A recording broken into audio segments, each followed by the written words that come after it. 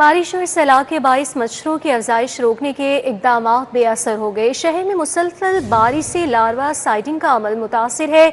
मच्छरों की अफजाइश तल्फ करने के लिए इस्तेमाल की गई और दोबारा बारिशों के साथ बह गई। आपको बताएं, मच्छरों की अफजाइश तल्फ करने के लिए इस्तेमाल की गई दवा बारिशों के साथ बह गई।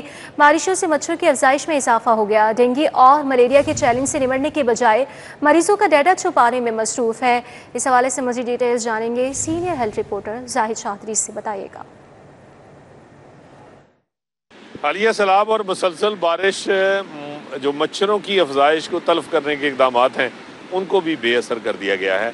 बारिश जो है वो लार्वा साइडिंग के लिए इस्तेमाल होने वाली जो तमाम दवा है उसको भी बहा कर ली गई और जितनी भी अब तक लार्वा साइडिंग के लिए जो इकदाम शहर में किए गए थे ये मुसलसल बारिश से वो बेअसर हो चुके हैं।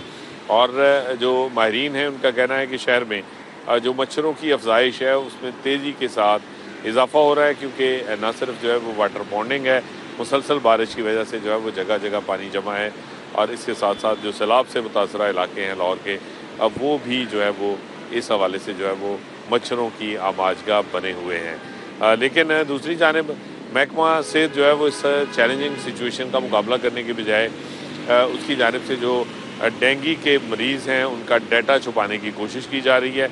जो मच्छरों से मुतासर अफराद हैं उनका डाटा जो है वो छुपाया जा रहा है। न सिर्फ डेंगू के मरीज़ जो हैं वो छुपाए जा रहे हैं बल्कि जो मलेरिया के मरीज़ हैं उनको भी जो है वो उसको छुपाने का सिलसिला जारी है।